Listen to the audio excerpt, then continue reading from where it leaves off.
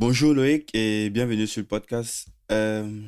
Pour commencer, comment est-ce que tu te présentes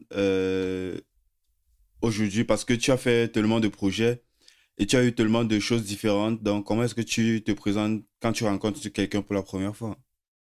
Bon, je dis que je suis agripreneur, cultivateur de maïs et producteur de poulet de chair. Donc, c'est ce que je fais au quotidien. Et récemment aussi, je suis entré dans la restauration. Donc, c'est ce qui m'occupe le plus au quotidien. Ok, ok. Bon, on va creuser un petit peu sur les différents projets par lesquels tu es passé. Mais avant, je me demandais d'où est venue en fait l'idée de te lancer dans l'agriculture, vu que tu as un background de business et d'administration. Bon, l'agriculture, déjà, c'est un business comme tout autre. Et puis, j'ai eu à faire des stages quand j'étais à la fac dans plusieurs entreprises. Et c'est vrai que quand je suis arrivé dans une usine, que je me suis senti à l'aise. Donc, du coup, je me suis dit, s'il faut que je fasse quelque chose demain, ça doit être dans le sens de la création des richesses à partir des industries. Donc, n'ayant pas assez de moyens pour pouvoir créer une industrie où je n'avais pas encore l'idée d'un produit avec lequel je pouvais commencer. Bon, j'ai pris l'agriculture parce que je me suis dit, on mange aujourd'hui, on mangera demain, après-demain, on va toujours manger. C'est un peu pour ça que je me suis lancé dans ça. Ok, top. Ok, top. Donc, comme je disais précédemment, tu as un background de business et d'administration ayant fait tes études ici et plus tard aux États-Unis. Et j'imagine que tu n'avais pas ces compétences en agriculture avant. Donc, comment est-ce que tu t'es formé en fait? Bon, je me suis plus formé dans le tas, hein. J'ai acheté beaucoup de requêtes de fiches techniques agricoles, j'ai acheté les livres concernant la culture du maïs, l'élevage de poulets de chair. Et Google aussi ne m'a vraiment pas laissé comme ça parce que j'ai trouvé beaucoup de choses sur Google. Puisque l'élevage de la culture de maïs, c'est la même chose depuis peut-être 50 ans.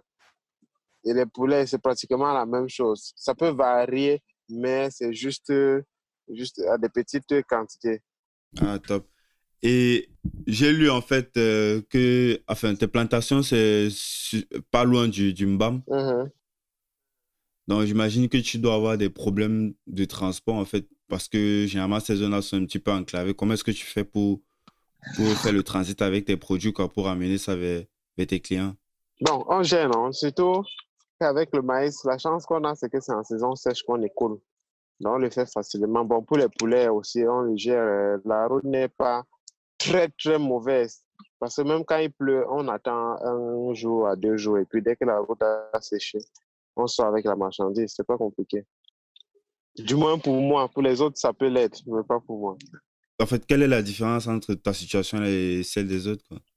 Bon, parce que dans le choix de l'endroit où moi je suis en train de faire l'agriculture, j'ai quand même regardé un endroit qui n'est pas très accidenté au niveau de l'accès. Tu vois, il y a des gars qui ont des champs, mais ils vont te dire que ça peut être 20 km de la route, 25 km du bureau. Moi, je suis à 4 km maximum. Ah, je Donc, vois, je vois, je vois. là, ça fait que j'ai moins de soucis. Et ton business, est-ce que tu emploies approximativement combien de personnes?